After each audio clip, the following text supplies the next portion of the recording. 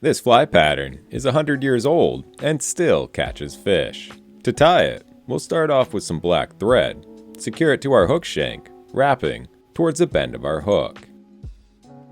At which point we'll grab a rooster cape, here I'm using brown, select a single feather and strip some of the fibers free, securing it tightly to the back of your hook. Continue wrapping your thread forward towards the hook point, grabbing your feather and beginning to palmer it forward in close touching spirals, doing so until you reach your thread.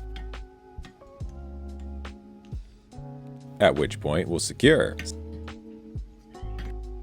Snip the excess free, brushing everything backwards and wrapping back on it slightly to give it a nice brush back look.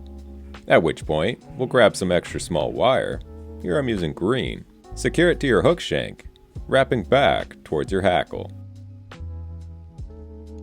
We'll then grab some peacock herl, select 2 fibers, securing them to the hook shank, once again wrapping back towards your hackle. With this complete, bring your thread forward, halfway up the hook shank, and begin to wrap it forward in close touching spirals towards your thread.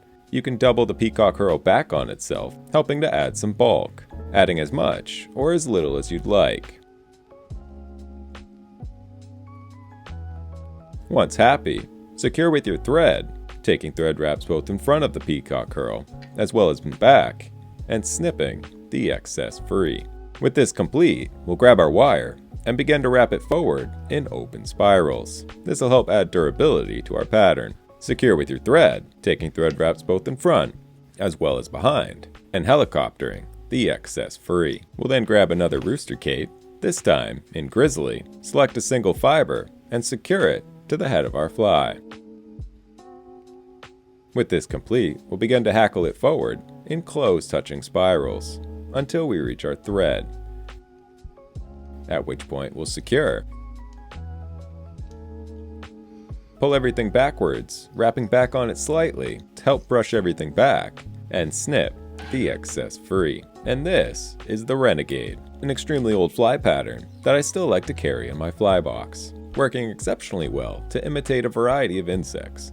However, I typically like to use it for midges. And if you'd like to win this one, comment #flies in the comments below. Subscribe for more, and I will see you in the next one.